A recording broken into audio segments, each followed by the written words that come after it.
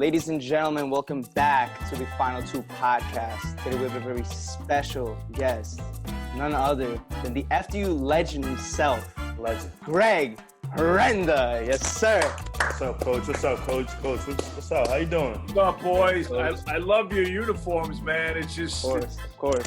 tight. Neither one of you guys have scored a point for me in the game, but you're still just as important as Jaleel and Elijah and Xavier and Of course. Oscar, man. That's all I like to hear. I feel the love. Appreciate it, man. Coach, why don't you represent? Why don't you wear FDU stuff, Coach? Why not? What's the reason why? I am the brand. It's funny you asked me that. When I was an assistant coach, one of the first, I shouldn't say the first, but one of the first early events I ever went to was called the ABCD camp in Princeton, New Jersey. And I saw Jason Kidd was a high school player, Jimmy Jackson, Sean Bradley. And I was there sitting with John Thompson and Roy Williams and all these big cats. And I just noticed they didn't wear Georgetown or Carolina gear. And I always thought that was cool. I'm like, I want to be where I could just walk in. So in my own mind, I don't have to put on the Knight insignia, although my athletic director probably get mad at me because he wants me to type it. But I think he's figuring it out too, that my face, the school always wanted me to be the face and the voice of our program and our university. And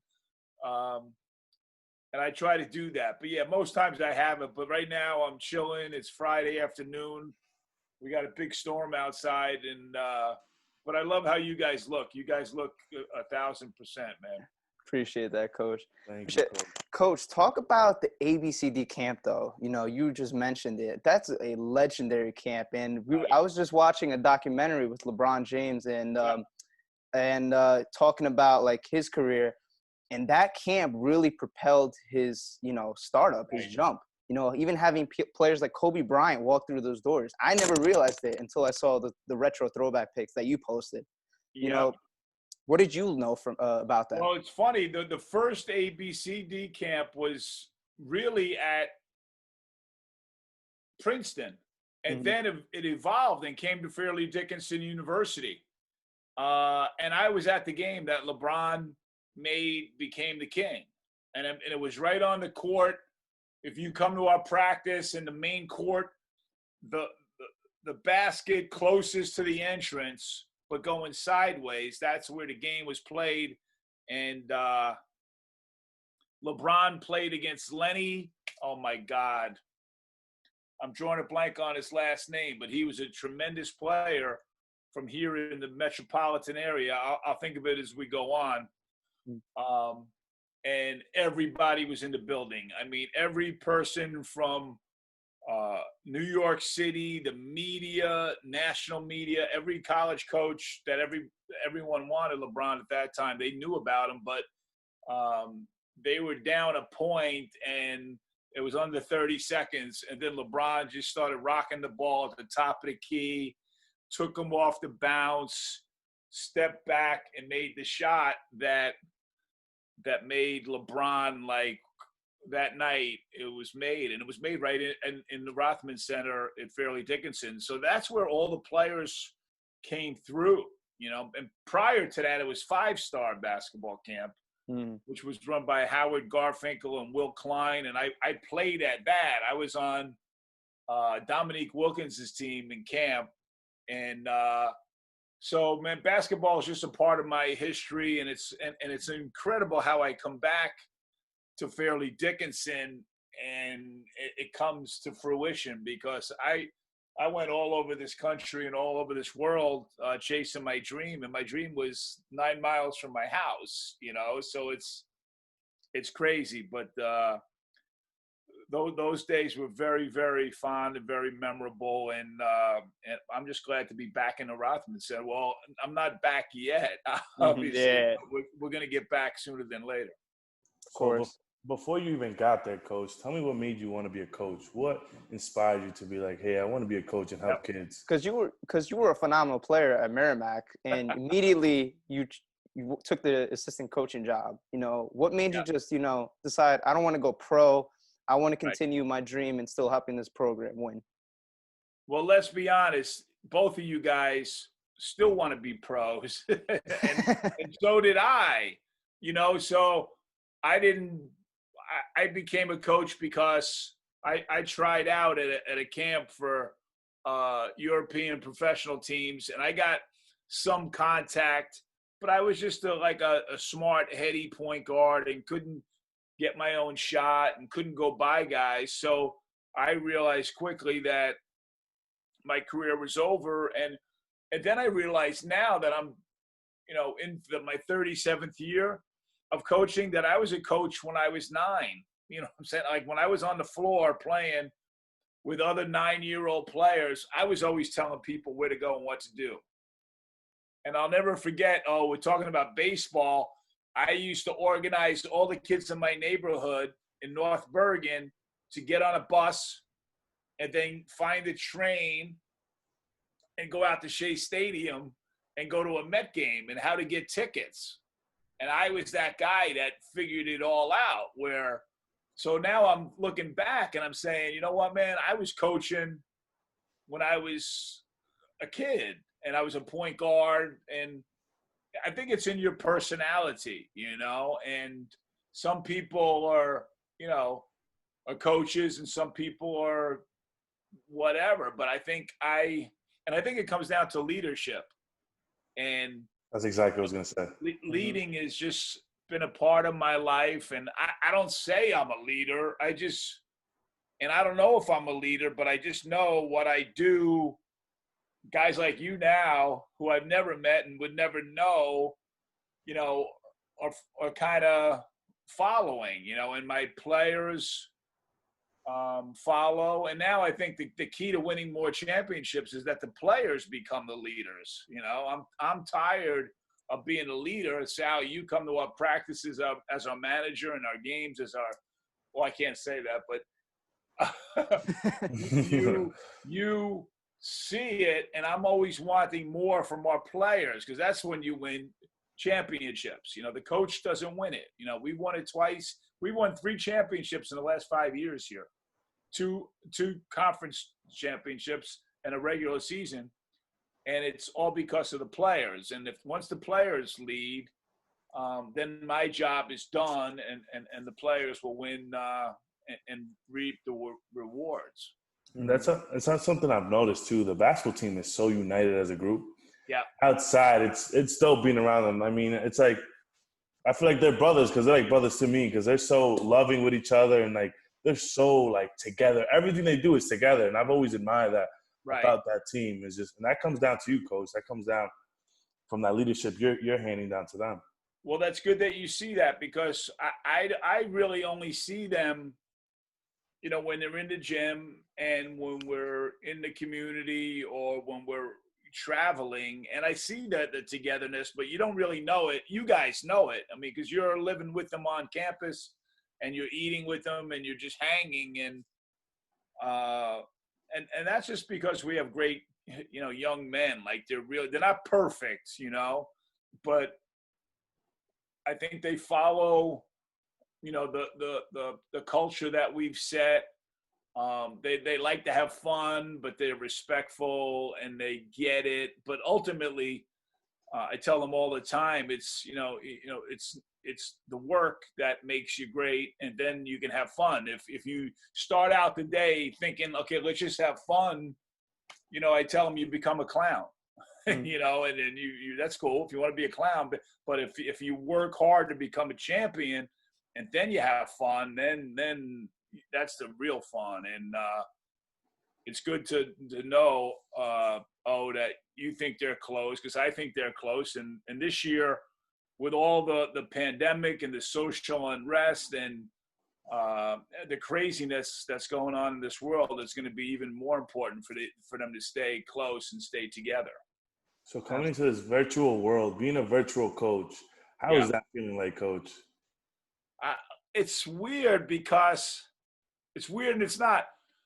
In the summer back in the day, like kids would go home for the whole summer and you wouldn't see your teams. And I was very, very cool with that because I like the fact that kids would go home, have a job, you know, you have your summer girlfriend, you go to your family and you just kind of that's and then you come back in the fall. You know, that's what I think life should be like. But all of a sudden, the NCAA has allowed us to have summer school, and there's almost no like end to this process. So right now, it's kind of like the virtual thing. We're doing it like once a week. We're talking to these kids a lot, but I'm letting them, as long as they're healthy and safe and doing the right things.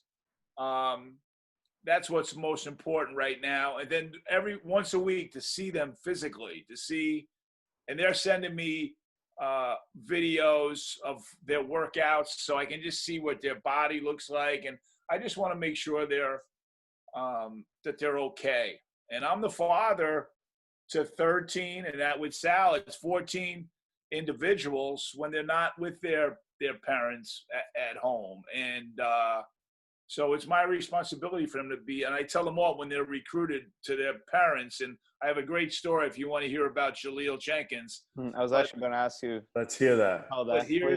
But I tell every parent, I said that the number one responsibility of mine is for the health and well-being of your sons. That's it. And then we go from there. But it's a great story, and it's because it's raining out. We were sitting at breakfast with Jaleel and his mom and dad, and I said, man, I love your son. I want him to come, and he's going to be the future of the program. And I've got him. I said, if there's a storm and there's a flood, he's coming to my house. I got him. And then he committed in the afternoon, and I said, oh my God, I didn't expect you to commit. And he goes, Jaleel said to me, he says, Coach, as soon as you said to my mother that you got me during the flood and you're coming to my house, she told me, that's it. You're coming and playing for this guy. And incredible. It was pretty cool because all she cared about, like most mothers, your mothers, and I met them both, beautiful ladies, they just care about, is my son going to be taken care of before he puts on a pair of sneakers or a pair of cleats and plays basketball or baseball. And that's how I've been brought up. And that's, that's just the way we are. And we say FDU family. And right now, after 7 years, a family doesn't start. A family takes a while to evolve. And now our family has evolved. And it's just the way we roll. And I like it. So when you recruit a player, Coach, what do you look in them? Like when you see a guy, you're like, I want to go see this guy. What are the first things you look at coming from a head coach? Yeah, that's a good question. I think other than just talent and the obvious things, I want to enjoy watching that kid play. I want to go, and there's something that I was an assistant coach in the Big East and in Conference USA. And when you recruit at that level, and when I did recruit at that level, the barometer was, would my friends at home pay to see that kid play? Not could he go left or could he go right, but would my friends pay money to see him play? Because at that level, you need professional players. So at our level right now, it's the same thing. Would my friends want to come and watch our players play? Do they excite me? Do I enjoy watching them, their interaction with their teammates and their coaches? After games, you can just see if that kid is loved or not, or if he loves others. And, the players, it's not hard to, as a basketball coach, you got to foresee guys. Like Jaleel, a lot of people thought, he might have been too small or what have you. And you have to be confident in your evaluation and not worry about what other people say. You have to feel it and believe it. And then if you convey that to the kid, then you have a Jaleel Jenkins and you have a, Elijah Williams, you have a Darnell Edge, and Mike Holloway. You can go on and on. And confidence is so big. But I think before I can give them confidence, when I see them play, I got to be confident that these dudes can go. And so it's not a scientific method, man. There's just something that – same thing with people. You know, you got to know, hey, man, that's a good dude. And you know that off the jump for the most part. You know, if you have to wait a few days to figure out if he's a good guy, and guess what? You might not be the good guy. You know what I'm saying? Funny. Yeah. It's funny that you say that, Coach. Yep. So when I had the position, of course, as the mascot, everyone knows. Yep. And I got to go with the team to, Dayton. The funniest thing. So Eddie Davies, who was my manager, the one that gave me the job to be the mascot. Sure. And we were on our way to the jet. First of all, I didn't know we were flying private. I had no idea. I was so psyched. So excited. I go up to the plane, and I'm walking in. And he's like, you're about to go see Coach G, all right? By the look that he gives you and the response he says, he either likes you or doesn't like you.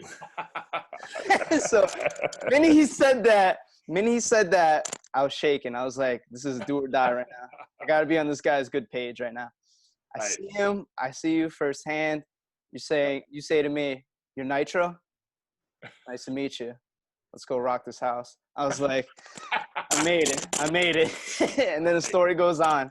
And of course it goes on, talking about, being a father figure to these kids, especially when they're away from their homes. When you first came to FDU, that's what you spoke about in your press conference. I went back and watched that back in 2013. You said that, you want to bring that family environment from all the places that you've been through and even played. And that's one of the biggest things. Coaches, you'll see some coaches just worry about the end results, the points, the production, rather than focusing on, the personal level. Am I connecting with this kid? Is he going to be good even after he plays basketball? And, an example of that is Nadi Bachiri, Albanian friend of mine, amazing person. And he only had 2 points in that final game of his career in March Madness, but it was monumental seeing him just go out there, hug you, and just show all that energy. And now he's a businessman in the real world. So talk about how you're able to connect with your players even after graduating. Yeah, I mean, there's a lot of parts to your question, Sal. Yeah. And the last part's the easy one to answer, because Nadi was just such a, Nadi, to know Nadi is to love Nadi, and Nadi. I think that whole relationship kind of evolved. And I don't know if O knows this story. Sal, you should know.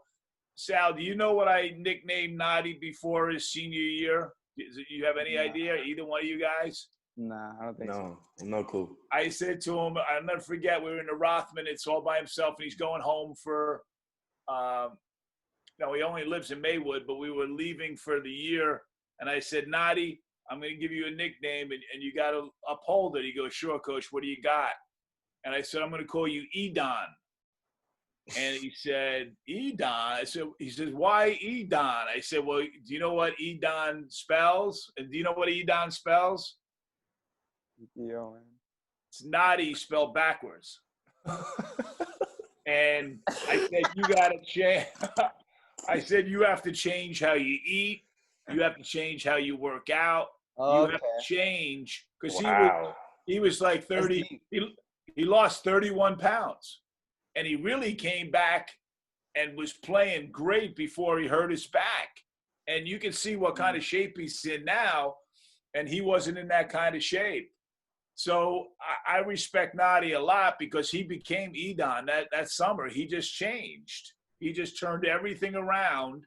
And at the end of the year, when you think, okay, well, I didn't do this for any reason, man, what a waste of time.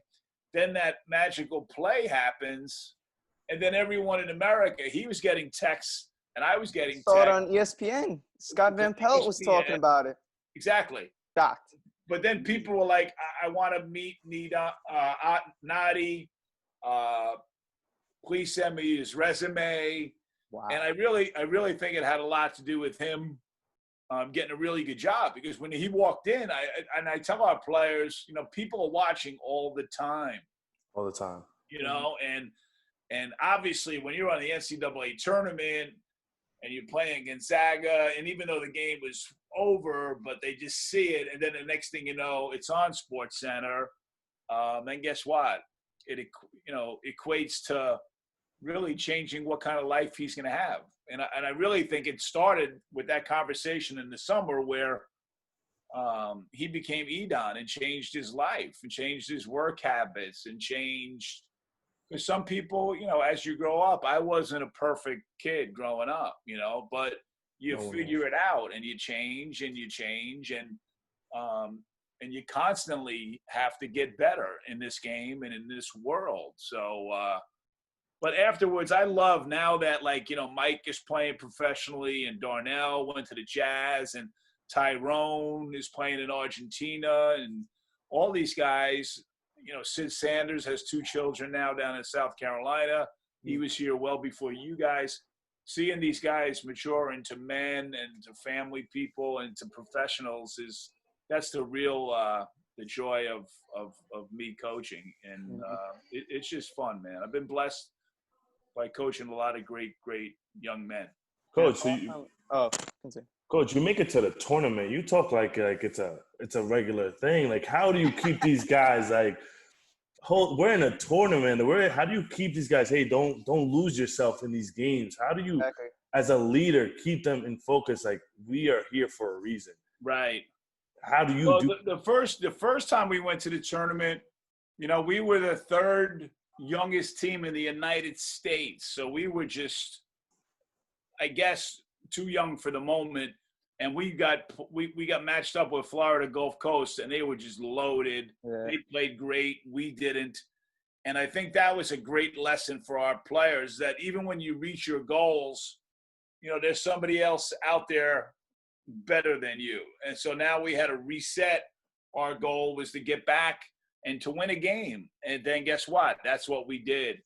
And I think, to answer your question specifically, once they get to that moment, the key is to do exactly what you do and don't try to do anything, that you can't do, because that's when you really fail.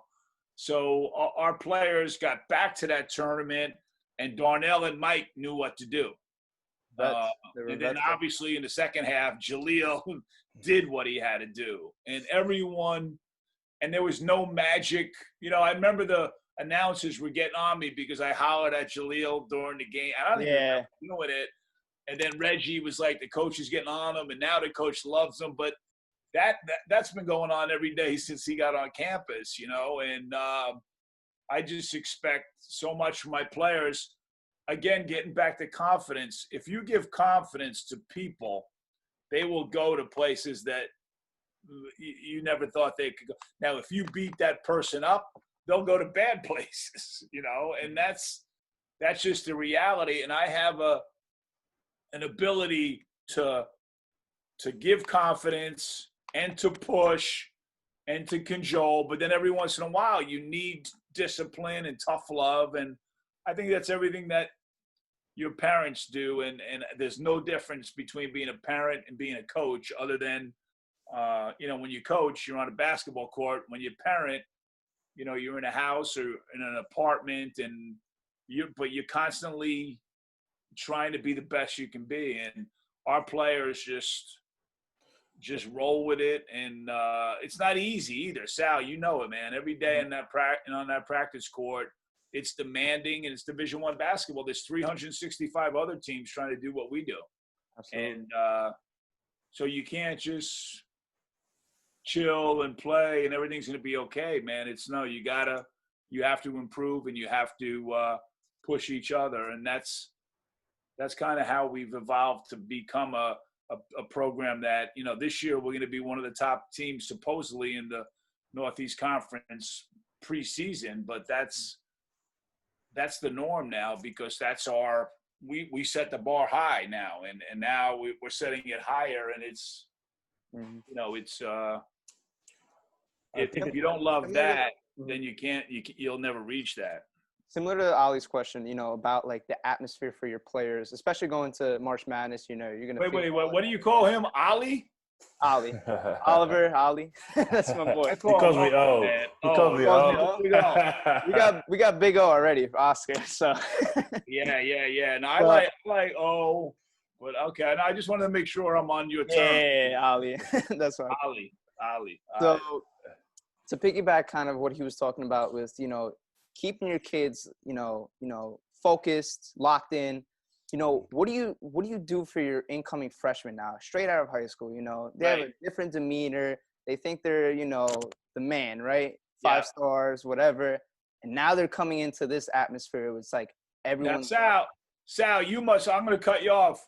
Do you know what I tell every freshman for the last 36 years? My favorite line. What is that? You ready? Let me hear it. I'm going to tell P.O. and Mikey and Joe just what I told, Darnell and Mike. Don't wait to be great. I want our freshmen to go out. The days of back in the day when I was a kid, before I was a kid, freshmen were not eligible to play. They had to sit out their freshman year and get academically sound. Had nothing to do with their grades. Kareem Abdul-Jabbar didn't play varsity basketball as a freshman at UCLA because that was the rule. But now freshmen are supposed to come in and have an impact. So I'm the other way. I'm like, yo, man, don't wait to be great. Go out there and beat him out, and that starts the competitive juices, and it gives them again confidence to be great and to be a winner and to be a champion. And I told Jaleel when he was a freshman, I said, "Here's the ball, and you're going to be our point guard," and it's turned out pretty good so far. And so I didn't let you answer. I didn't let you ask the entire question. No. That's what I'm telling these guys. Mm-hmm. Now we'll teach them how to, you have to take care of the ball and you have to defend and you have to look up to, our seniors and our juniors but they just kind of like, even now in the summer, just by being on our Zooms, they get what our guys are doing. We're talking the same language quickly. And these kids, there's not much difference today. When I was a kid, a freshman and a senior were like monument. You know what I mean? When you guys hang out, freshman and a senior, it's like, yo, man, what's up? Like you don't really think too much about the difference between that gap, and neither do we really don't. Other than the seniors and the junior, there is a lineage, and if it's even, the senior's going to get the nod or the junior. But if it's clear that a freshman deserves to play, man, we have an equal opportunity team, and I'll reward freshmen, I'll reward seniors. The best man will get the time. Coach, that's very interesting you say that, because with your coaching style, that's called adjusted. Like you adjusted to the new era, I want to say, because you say back in the day, it was, yeah, I'm going to get on you and I'm going to tell you all this, but it's going to want you to come back. But now with this new era, in a way, you got to talk to guys a little differently. So totally. If adjusted to that, my respects go out, because a lot of coaches don't understand that. It's like different players got to be taught to differently to get the best out of them. Am I wrong or am I right, Coach? You know what? Oh, you're right. And I always have coached through the eyes of the player. So before I say something to a player, I'm putting myself in that player's shoes, and I know how it's going to come. So if you coach, and this is just my philosophy, man, and I really believe that everyone has to coach their own way. So I'm not saying my way is the right way, but if I say something to a kid without thinking about how he's going to react to it, I'm not doing my job. So I've got to, and that's not like I'm selling out either, because if he needs to be scolded or told or run or disciplined, I can do that. But I think, when Jaleel doesn't see somebody on the break, and some coaches will just scream, pull them out of the game and sit them down. I'll bring them over and say, yo, Jay, man, seriously, can you see out of your left eye? And I'll look at your left eye and I'm like, No, he was open. Get him, and then he'll chuckle, and the next time, he'll make the pass. So now it's like, okay, this kid now. There's got to be a relationship, and that's where, growing up, I always had really good relationships with my coaches, but more importantly with my teammates, and that's the game is played amongst you guys. It's not. I never, just to be honest with you, and I tell our team this, I don't remember playing and thinking about what my coaches said because I knew that this was going to be the best pass to score. So I didn't need to look. A lot of guys are looking over to the bench a lot when they're playing because they don't want to come out of the game or what have you. But I just think, come on, man, if I have to motivate you to play college baseball or basketball, I mean, then that person shouldn't have a uniform on. You know what I'm saying? Yeah. No, from the player's perspective, the worst is when you don't have confidence that the coach believes in you. That's probably the worst feeling in the world. It's like, right. Because everything you do is now, dang, is he going to like her or is he not? So now it's a problem. Now you're thinking about him middle of the game. So it's like getting that confidence from your coach is the biggest thing to get the player's potential from a player's standpoint. So, and the same thing really from a coaching standpoint, when Brad Hurlburt got the athletic director's job here at Fairleigh, he didn't hire me, and he's evaluating me. This is the guy that ADs, they hire you and they fire you, and I never once got nervous about, okay, what does he think? And Brad was the other way. He was like, yo, man, it's your job and you want it, and just you do what you got to do. And we won a lot of games right away. I think we won 13 out of 14 games once he got the job. And knowing that he has confidence in me means the world, because now when you're making decisions and your boss has your back, and you guys will figure it out once you get a job. If your boss is behind you, it's going to make you work harder and smarter and better, as opposed to a boss that's always kind of second guessing. And I'm lucky. I've got a great boss, a great president. I mean, they let the confidence that they had in me to go do the commencement address, at MetLife Stadium. How was that, Coach? Talk about that. How was that? Talk about that. Iconic moment. That was just like, still every once in a while, something will happen and somebody will say it, and I'm like, I forget about it, and then you remember you did it. And it was probably, I don't know if getting on the plane to go to Utah after we beat Prairie View, or walking into the arena when there was like 12,000 people waiting for me to speak, which is the biggest thrill. I mean, that was a thrill that, surpasses athletics. And I was up there as a educator and as a, someone that was going to give a message that would be, maybe remembered, but I would be your commencement speaker for the rest of your life. And Mike was out there, and Darnell was out there, and Nadi was sitting in the front row. Edon was in the front row. Edon. And it was almost like it was surreal. It was like, because I graduated from college, and I was not the valedictorian. I didn't graduate Phi Beta. You know what I graduated? Come sooner or later. That's when I graduated.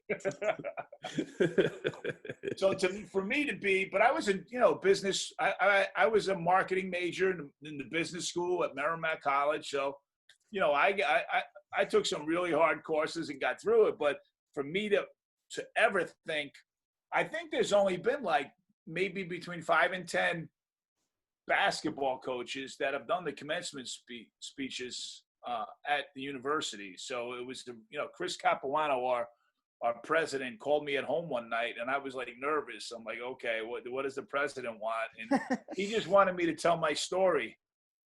And my story the year before was, I had 2 blood clots, and I almost died in Texas, and and all that, I forget about that too. I'm like, oh my God, that's right. I almost checked out. And not only did we come back, but we came back and we did something that was never done in the school's history. So I'm just a very lucky, just like you, and I remember going to the hospital and seeing you, and it was like nothing was given, man. You know what I mean? Like, you got to just, every moment is precious and you got to enjoy it. But there's a God that looks over us all. And I don't know, it could be a different God to different people, but there's something bigger than all of us that's putting us together here today, that puts our team together and puts our world together. And right now our world's broken, and it's got to get fixed. And we're the only people that can fix it. I really believe that right now, this is God's way of saying, yo, man, fix it. We got to, I gave you a great world and you're not treating each other fairly, and people are getting sick, and you're not doing the right thing, and we need to do the right thing. And it's not one person that can change that. It's got to be every single person has to do a little bit, and then guess what? It'll change. And I'm still confident that we can do that. So I don't want to digress for you, Sal, but I just did a little digression into Coach, that's fine. Into actually, the world and how what I wanted to talk about, and you mentioned it before, you faced a real health issue, especially with the blood clots. It was life-changing after that moment. And, right. Could you go into detail about, like, what happened, what you were thinking in your mind, like, as this was happening to you? Share your story, Coach. Share your story. Let's hear it. Commencement speech, part 2. Well, there were a lot of different moments, but the biggest moment that I probably haven't talked about personally, or I should say publicly, about my personal experience, was the moment I got a fever. And I had 2 blood clots, and they were giving me medication to try to shrink the clots, but the clots were really, really big, and they were hard to shrink. And that was scary. And then I became, I had 105 or 104.5 temperature, which is very dangerous, because now your body can't control that heat, and they have to take try to take your temperature down. And I was in a room with my wife, and literally, I would say, I'm just looking out, I'm saying there was probably 12 people in the room trying to figure out what was going on, because if it continued, I wouldn't be able to continue.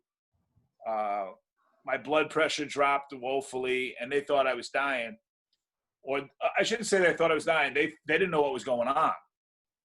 And I just remember, like, okay, these people are really smart, and they've had a lot of patience, and this is not good.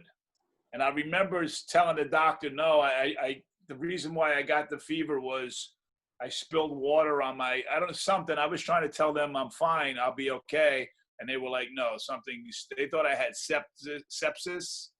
A lot of different things were, and right then I thought, okay, man, this is it. This is the moment where, I was 50, I think I was 57 at the time. This is it. So all I thought about was our kids in a TV timeout. I was holding on to my bed, and I'm like, okay, man, I got it. And I had to get my fever down, or else it was going to be. So I got my fever down. And what they do is they just put ice packs all over your body, and your fever goes from 104 to 103, and it goes all the way down to 97 or 98.6. It went below that. And then the next thing you know, you start shivering and shivering and shivering. And as you shiver, your temperature goes back up, and it was just back and forth and back and forth. And then you get weaker, and there goes the whole deal. And I'll never forget this.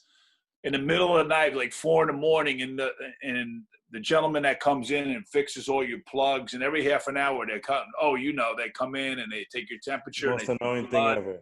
Yeah. It's brutal. And the next thing you know, man, I just started sweating. And this was a big black dude that was I go, yo, man, I need some water. He goes, what's up? I go, no, I'm hot, I'm cold, I don't know what I am. And then I just started like profusely sweating, like just buckets, like just drenched. And the guy just said to me, he goes, oh, no, man, let it go. That's great. I was breaking my fever, like not because of the ice, but somehow. And I just hugged the guy, and he goes, I love you, man. I love you. And we just like 4 a.m. in San Antonio, Texas. The Final Four is going on because that's why I was there. And I'm just telling this big black guy in my bed that I love him, and he's telling me. And then it was like a moment that I'll never forget because that was a major hurdle to break the fever, and then I could go back and deal with the blood clots. So it was scary, but I can't tell you, and I'm not saying this because, people are going to be watching this at some point. I was thinking about my wife and my son and my family, but my team, and like, just like it was a TV timeout, I had to like rally. And I think that's what athletic, I'm sure, that happened to you, when you were in your situation, which was much worse than you have to, grab onto your faith and your God, your family, but there's an athletic competitive component to hanging on, I think. Does that make sense? It puts life in a perspective. It makes you Right. It makes you think like, hey, when I was 0-2 in the count, game winning run at third, what did I do during that moment in time? So right there, you're like kind of competing with yourself. Like, there's no way he's going to kick my ass. No way possible I'm going to give up on this. So, Coach, like, I could relate to that story in a way. So, for sure, it's very interesting to hear that. I had no idea until recently when Sal was talking to me about that. So, oh, right, yeah. Same That's thing. why when you went down, I knew how you felt, and I'm like, yo, man, and I know, Officer Nagelbush was other people. Right then, you realize that it's not about you; it's about other people helping you, and you had great help right away, and you look like $1 million. So I'm really just happy that you look like you're getting stronger. And now is baseball. Let me turn it around. I have my own show. Is baseball part of your prognosis, or where are you going? Are you trying to go back, or are you just going to be a DJ, or what are you going to be now? It was a little difficult situation. We had after that situation, we had a whole new coach coming in, and that ordeal. So I had to prove myself. I ended up hurting my hamstring right before the season. But before that, in November, I had another one, which I broke my nose. Okay. Fell 10 flights of stairs after basically almost winning my spot all over again in a way. And I was like, once I had my second attack, I was like, dear Lord, this is going to be a hard one to come back. Right. So I came back on the field. It took like a month to recover from my headaches, from my concussion, my chipped teeth. So I come back, all good, kind of going all over again, hurt my hamstring. So right then and there, I was like, oh, man, it's not going to go well. So, worked myself back, tried to do the best I could. But unfortunately, I guess personal reasons, I just decided to I had to give up the cleats. It was a tough situation. I can't put myself to that. Maybe God's giving me a sign. Maybe God was just telling me, you know what, focus on something else. Maybe make an impact with something else. So that's what I'm doing now, Coach.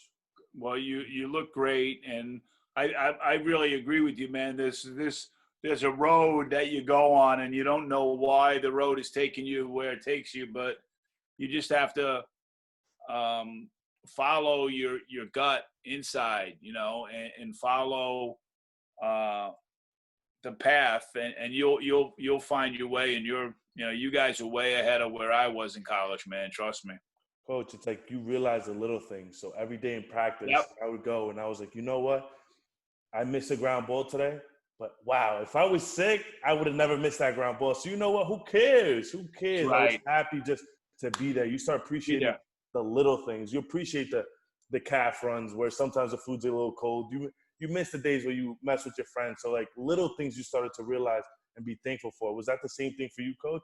You started realizing like little things. Yeah. I just missed. I'll never forget when I started getting better I'll never forget this.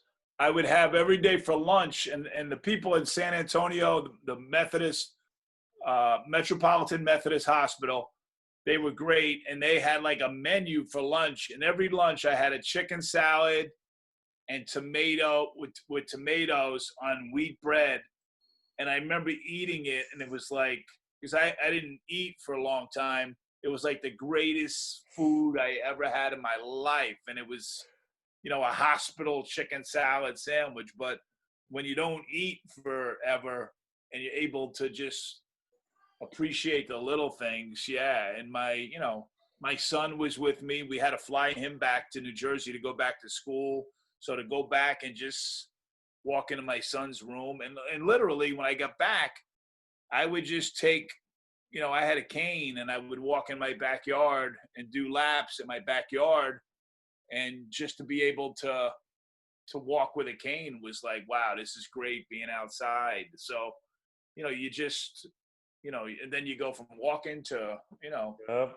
then you go to practice. And the kids, when I got back, you could just feel, I think that had a lot to do with the connection I have with my players now, because the kids were like, man, they really cared, and a lot of times as a coach, no matter what you think the players hate you, because all you remember is hollering at them. When you go home at night, you don't remember, and the players don't remember this either. Like, Sal, who claps the most in practice every day?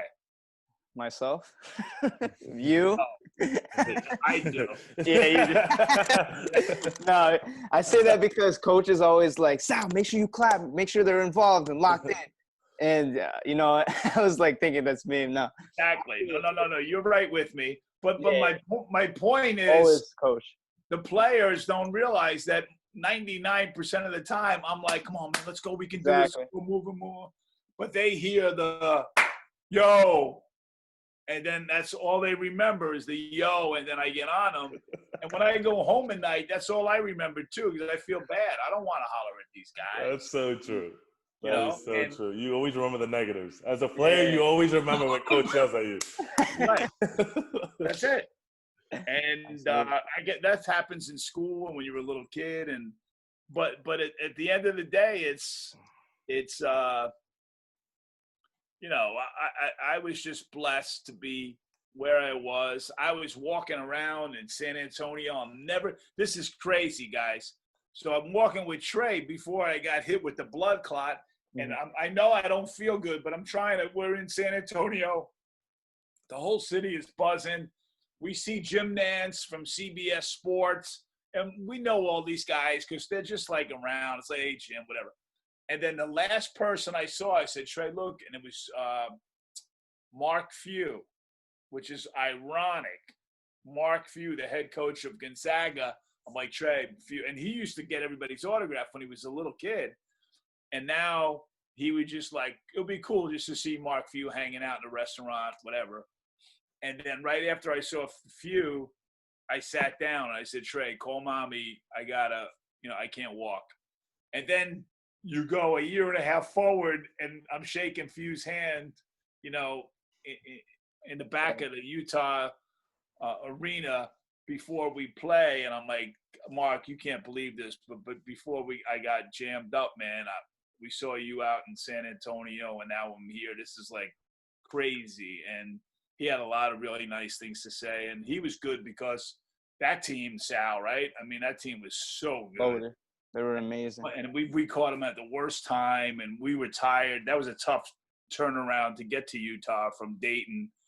Mm-hmm. But these things all happen, man, for some crazy reason. And they're not done happening. Like Jaleel now and Elijah and X and Oscar, they have the same opportunity that Darnell and Mike had, to go 2 times to the tournament and now win a game and win another game. And that's how crazy we are. We just think we can win more games. And we're excited and hopeful that we can get back and do that. You create a winning culture. I could tell from just talking to everybody. It's like, yeah, we're going to win the next game. What type of question is that? And that's just something that's like vivid. And a lot of teams in our school, I would say, not going to say teams, they'll be like, we'll see if how the next game goes, the next 5 games, how we'll do. you talk to those guys, like, we'll win the next one. Absolutely. Right. Especially in the locker room, Confidence. when you list the goals, like beginning of the season, when I was coming in, actually it was midway when I came as the manager, you were talking about, all right, at a certain situation, we weren't that good. Our record wasn't showing that we were a good team. Right. So you made a list of points and you kept that list on the board throughout the whole season, Yeah. This amount of games we're going to, for the opposing team, these are the amount of points that we're going to allow them to score. And you called it for one of the games that we won. Right. It was against Bryant, which was one of the craziest comebacks. Talk about, how you're able to set, and we talk about this on our show as well, creating short-term goals and long-term goals. What do you set for your kids upon the season when it starts? Well, it's funny. My father, who never played basketball, was a mathematical genius, and he went to Stevens Institute of Technology. He was an engineer.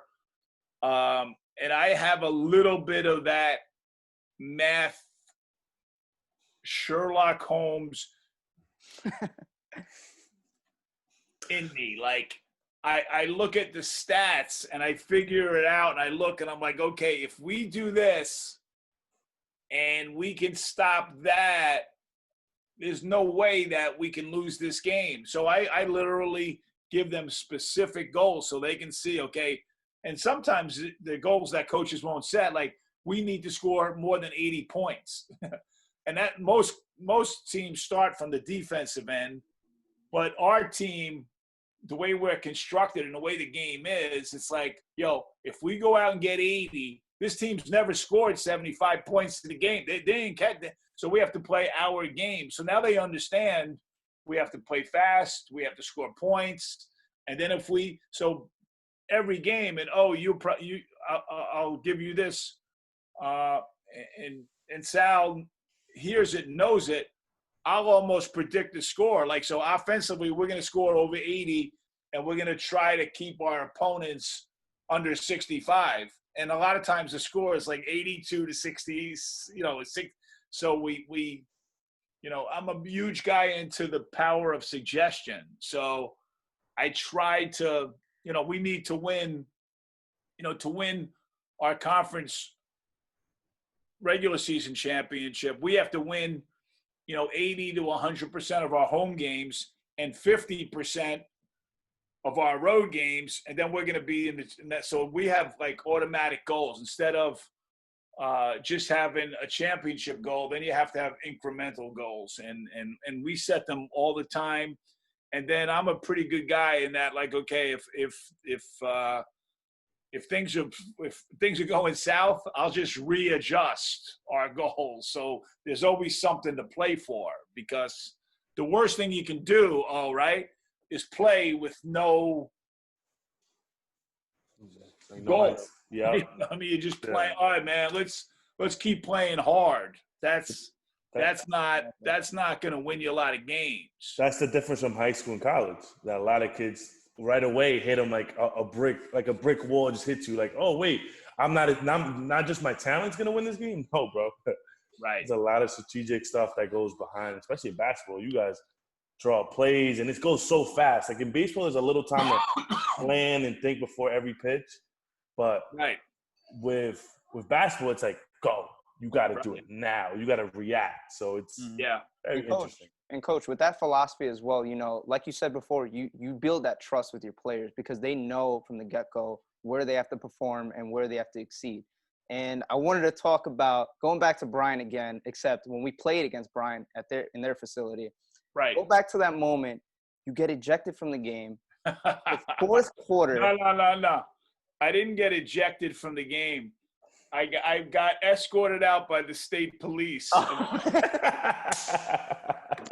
of Rhode Island. Oh, man. State of Rhode Island.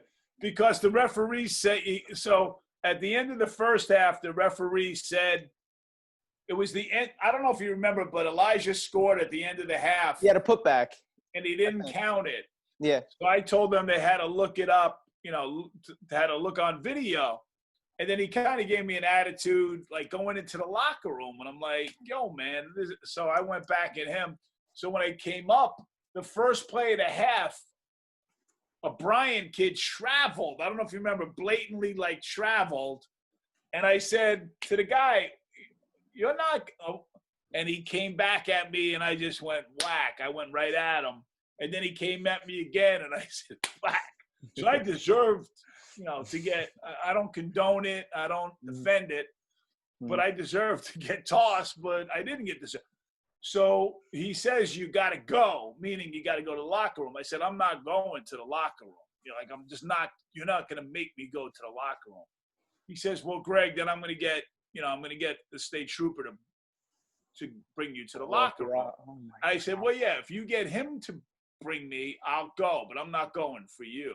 And so it was a little of this. So then, and he was a big dude. Do you remember him, Sal? I don't even remember. And he was a really nice guy. He comes over to me and he says, "Coach, we have to go to the locker room now." And I'm like, "Absolutely, let's go." I'm not gonna fight it. And we just walked, and we walked past the Bryant band. But I didn't do it on purpose at all, but I was in the locker room and I was getting texts from my friends that were at the game, because I went to college in New England. I had a lot of friends, and it was crazy. And they texted me what the score was, and I just was confident that we were going to do it, and the kids did it, and that was a big part of because we were struggling then early. We came off a real early, we played Kentucky, Notre Dame, and we had injuries and all whatever, but the team still came together. That was a huge win for us. Yeah, the team definitely did. Coach, give me one thing, Coach. Where did you become such a good public speaker? Because I feel like to be a leader is one thing, but then to get your message across is another thing. Especially in the locker room. Especially in the locker room. Well, I've always been around really good people, that were good speakers. And when I was a kid, I always watched television and I watched talk shows. And I was always intrigued with how people spoke. I don't know why. I just would always, if someone could speak, I would listen. And now, if you couldn't speak or you weren't funny, I wouldn't listen to you. But if you could, I would. And then I'll never forget it. When I was an assistant coach, it was 1984. I spoke at a camp, and I used to always say "okay" after every sentence. So, let's just say I was talking about shooting. I would say, "All right, guys, okay. When you hold on to the basketball, okay, your elbow has to be in, okay." And one of the coaches, like your nerves. Said, "Good job, but you say okay all the time." I spoke the second week at the same camp, and I told the campers every time I said the word okay to clap. And there was like about 100. It was not a small camp. It was like a little, public school camp, but there was like 85, 100 kids. So I was saying okay. And they would clap, and then I had to stop saying it. And I stopped saying it. So I had to work at it. And then I think what happens is experience. It's just like anything else. Your podcast, if you look at your first podcast compared to the one you're doing today. Talk about everything. It's experience. And then here's the real nugget, though, is success. And I've learned more from failure than anything. That's what you learn. Love it. But when you succeed, and then you get an air of confidence about you, and now that's where you go to the next level. So I think early in your career, failure is important, and then you need success to kind of put a stamp on what you're doing, that it's good. And then once you get past that, it's like once you learn how to swim, it doesn't matter what kind of water you're in, you can swim. One thing I feel like about failure and success, like what worked and what didn't work. So when you fail, you're like, oh, so this didn't work. Let me try this. And you fail again until you niche it to the fact of like where it's so perfect, where now that's the formula for this level of success. And that's one thing I think I use. I mean, I'm young right now, so there's still a lot of failure to come. But that's one thing I've found, and that's exactly what you just said, Coach. I just wanted to add to that. So no, it's And you can't be afraid of either, because there's a lot of people that are afraid of success. They really are. But there are many more people that are afraid of failure. And like, really, at the end of the day, failure, like, who cares? Like if Fairleigh Dickinson loses a game, there are a lot of people that it affects, and it affects me more than anybody. But in the big picture, the totality of things, the world is not going to end. Yep. Same thing. If we win a championship, the world is not going to change, but our world changes. So you have to kind of remain at a constant. Don't get too high and too low. And that's something I'm still working at, because my problem as a coach is I care too much.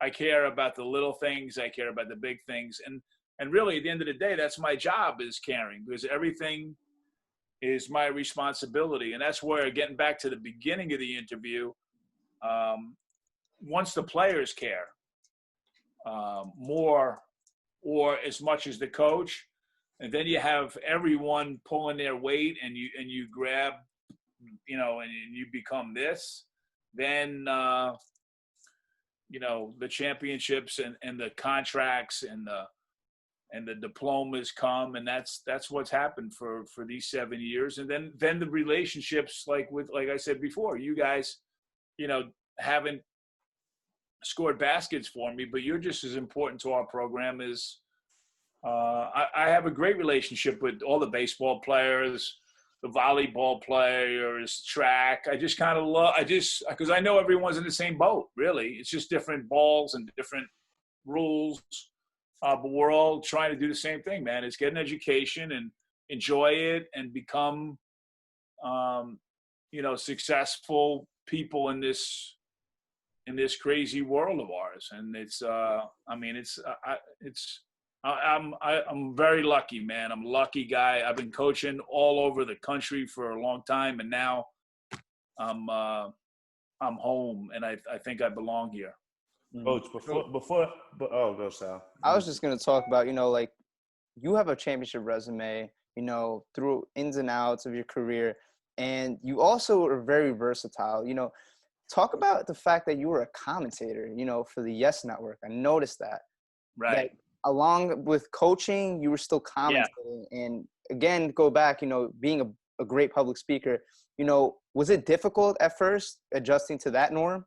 Really, Coach? I didn't know that. Oh, man. I was with John Sterling, who was the Yankees, I'm trying to think, what's his, the Yankees win. He was my partner for 2 seasons. So I coached and I did comment. I was the only guy that for a year I coached and it was a commentator. No one's ever done that. So, but I was coaching at a junior college, and I had to make money. I had a son that was 3 years old, and so they were flying me I was coaching junior college basketball in Illinois, and then on the weekends they would fly me to the East Coast to do Ivy League basketball on the Yes Sports Network with John Sterling. Mm-hmm. And after the first show, I'll never forget it, the producer of the show, Drew Kaliski, he's now the producer of the NFL Today show with JB and Bill Cowher and all those guys, and Phil Simms and Boomer. And he says, Greg, you're going to get the first game, and if you do well, you'll get the contract for the year. Wow. So the first game was Harvard against Yale at Yale, and I was an assistant coach at Yale, so I knew both teams. I knew the whole giddy up. John Sterling is a great story. He's late getting to the game, and as soon as he gets to the game, he tells the producer, we need to find a men's room. He has to go to the bathroom. So finally, I'm there, and John is like, let's go. And I'm like, where? And he's like, so I had to take him to the men's room. And at Yale, it's just it's like an old building. And we run into the men's room, and there we are next to each other, I don't know, doing number one, right? Yeah. And I said to John, John, and I've never met this guy. I've never met him. And I said, John, I'm nervous, man. I've never done this. And he gave me the greatest advice ever in the Yale men's room. He says, Greg, he goes, if you have something to say tonight, you say it. And if you don't have anything to say, just shut the blank up. And it hit me, like, you know, and he was right. It's like, if you have something to say, say it, but don't talk just to talk. So we do the game. It's a great game. And early I might have made a faux pas or whatever. But as the game went on, it was very natural to me. And Drew Kaliski comes to me on the floor, and he's got his headphone on right before we're ending. And he's like, he handed me the phone, and that was the producer back in New York, and I had the contract for the year. So I thought I was just doing that one game, but then I think I did 10 games that season, and they pay you handsomely. And I was like, wow. So I was coaching in Illinois, doing TV in New York, and I was working at a YMCA. I was raising money for a YMCA's annual campaign. So I was just rolling, and I had to do what I had to do. But that was the start of, like you said, Sal, I'm a diverse dude. You know, if you ask me to go speak to this group, and then I'll talk to the team, then I'll be on TV, and then I can hang out and sit down with the recruits and then the media. So in order to be a college coach now, there's a lot of parts to it, and I love every part of it. There's not a part that I don't like doing, and then it just comes kind of natural. Yeah, and especially doing different roles too, you get to connect with so many different other people. And Right. you know, talking about commentating, now that using that public speaking platform, you have your own radio show. Right. You know, you have other commentators on it, you know, big names like PJ Carlissimo, you know, Yep. Kerry Kittles, and Yep. other great names. You know, talk about the fact that you're able to how were you able to connect with them first? You know, was it before the radio show that you knew these people? It's funny, when they asked me to do the show, I was like, it wasn't my idea, believe it or not. It was David Langford was the AD, and Sean Morrison was kind of the associate AD that really helped get me hired here. And they said they want me to be the voice and the face. And I'm like, I don't know anything about doing a radio show. He says, well, you have enough friends and people, just, you know, you'll figure it out. So he connected me with Kenny O'Boyle.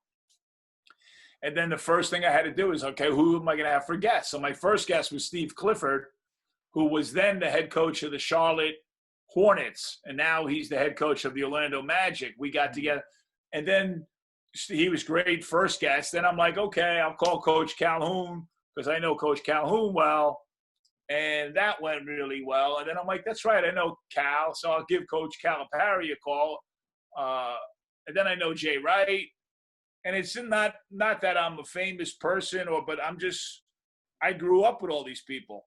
You know what I mean? Like, and you know, and then we go to the tournament and I have a great connection with Jim Rome. Mike Francesca, that was a great interview. Jim Rome comes on my show. And then then Drew Kaliski is the NFL producer. So I get Phil Simms and Bill Cowher. And then I have a friend at Fox who used to be the radio announcer at Seton Hall when he was a student. And then, you know, at Fox, I had, actually Hall of Famer, the big Frank Thomas, the big Hurt from the Chicago White Sox. He's a Hall of Fame baseball player. And I mean, you know, Dick Vitale. So the guests that I've had are incredible. And it's just really, when you get older, you just have more connections to people. And then when I talk to somebody, it's always like, yeah, well, no, I'll get him on. Or if I meet like John Feinstein, you know, and he wrote a book, The Back Roads to March. I don't know if you guys have seen the book yet. I got it right. Hold on one second. Going to my man cave. Giving us a sneak peek of the man cave. The man cave. This book came out not that long ago. Back Roads to March, and then we're in this, Sal. If you go back, I think you might even be mentioned, but this is like a major college book, and it talks about he came into our locker room after we beat Prairie View. Wow. And the next thing you know, I get Feinstein on my show, and we, so it's just like one thing, runs into another, and the college basketball world is really, really, really small. And but doing the show is just like when I go from practice to the show, it's just like I become a different. We could have the worst practice in the world, but when they go 3, 2, 1 and they play the music, yeah, and then it's like I'm a radio personality, and I love it. And I love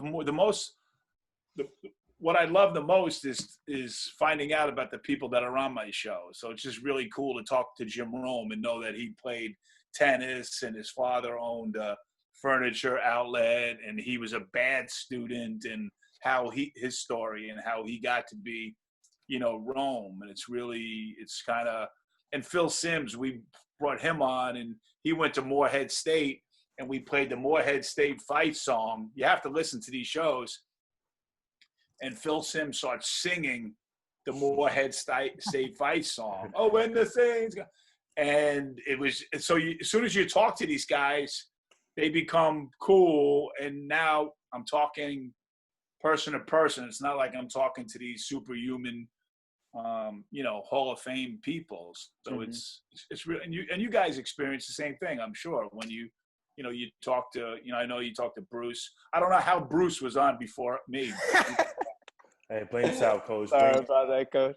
To be honest with you, Coach, exactly what you're talking about, like, you start feeling more comfortable with the people that you have in your show, especially, and even talking in person. Because, when I first met you, you had no idea who I was. I was just a regular student.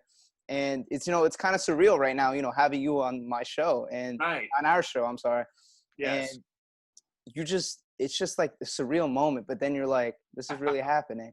You know what I mean? Like you're going on Mike Francesca's show, going on NBC, appearing on NBC, like things that I would watch as a kid. Now I'm seeing it in reality on TV. It's just incredible. You're growing up, Sal. You're in the business, both of you guys. Appreciate that. It's one of the things that's why I actually pitched the idea to Sal. It's like everyone has a story.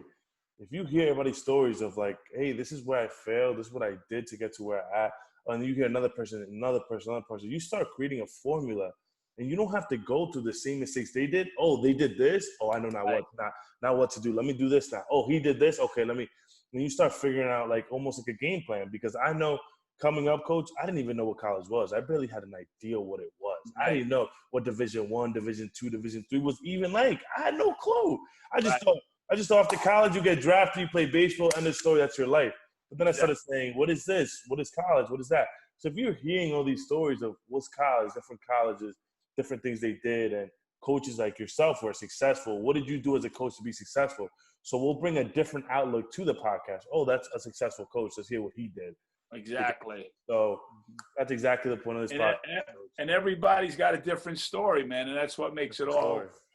That's what makes it all good.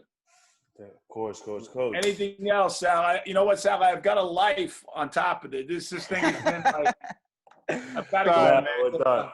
Now we're about to close it right now, Coach. Can I ask you guys one final question? Go right ahead, Coach. Whose idea was this to put you guys together and do this? Was it both of yours, or how did it happen? So, like, quarantine, I was going crazy because I'm like, I'm not working out. I'm not doing anything. I need to do something. I need to figure out something.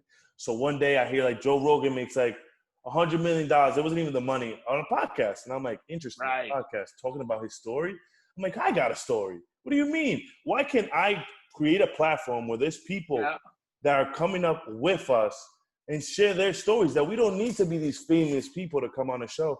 Why don't we get people who are actually working to get there? So I started thinking of ideas, and I thought about Sal. I was like, you know what? I need someone smart, educated, who's going to continue in my flow, who's outgoing. So right away I called him, pitched him my idea, created the podcast, made the first interview the next day. Boom, and set it off. Exactly. And I didn't even hesitate. I was just like, podcast? Why not? Let's do it. Yeah. Let's give our voice. Oh, And no, again, like talking about what he's saying, you know, we're not just here for the money, you know, trying to make money off a podcast or monetizing our videos. You know, we're here for the connections, to hear the stories, and to create bonds, you know, with people. And I'm making friends. He's introduced me to an MLB agent, MLS soccer player. You know, it's just stuff you wouldn't think of, and it's just amazing in the long run. And that's what we want our viewers to see, though, too. That, you know, you don't have to be afraid to just give your voice. Listen to our stories. Coach, you gave your story today, man. Appreciate everything that you shared with us. Thank you, Coach. Thank you. Again, this was the final You guys are the best. Send it off, Sal. I'll be back on whenever you want me, and I'll get you guests too. You'll be surprised who I'll get you. Hey, Coach, we appreciate that so much. Again, this was the Final Two podcast. Thanks for watching, and like and subscribe. Peace. Peace.